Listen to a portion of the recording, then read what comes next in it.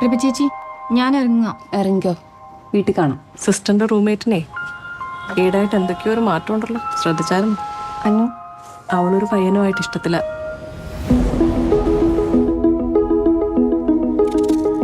ഇത് പ്രഭേച്ചിക്കാണല്ലോ, made in Germany.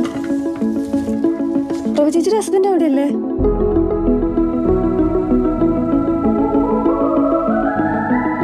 Last time कभी phone किया था उसने? 1 साल से ऊपर हो गया.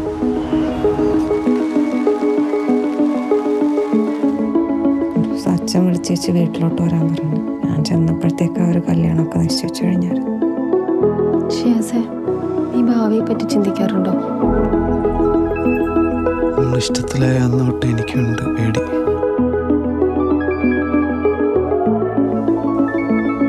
ഒട്ടും അറിയാത്ത ഒരാളെ എങ്ങനെ കല്യാണം കഴിക്കാം?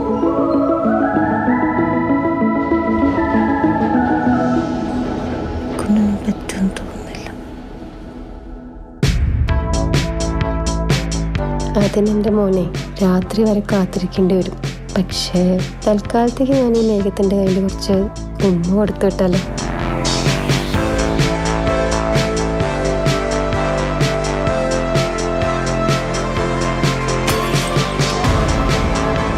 ഒരു 15 വർഷമൊക്കെ കഴിഞ്ഞ് എൻ്റെ ലൈഫ് എങ്ങനെയായിരിക്കും അങ്ങനെയൊക്കെ.